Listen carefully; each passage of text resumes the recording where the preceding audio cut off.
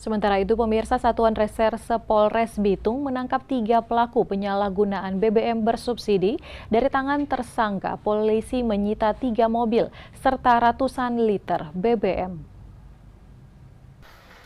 Penangkapan tersebut di PT Jobroindo, Kelurahan Wangurer, Kecamatan Madidir, Kota Bitung.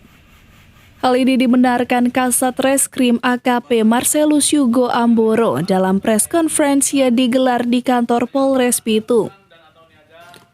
Pelaku adalah driver mobil Pertamina, langsung membuka segel tangki, kemudian menampung BBM bersubsidi jenis Pertalite tersebut dengan menggunakan 1 ember.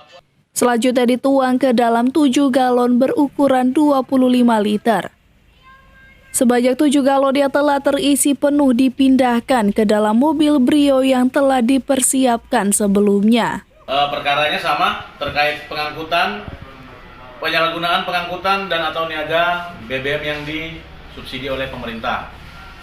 Jadi modus pelaku, para pelaku ngantri di SPBU, kemudian diisi di tangki mesin, kemudian pelaku keluar dari SPBU, kemudian di tempat yang sepi para pelaku menyalin minyak tersebut di jerigen-jerigen.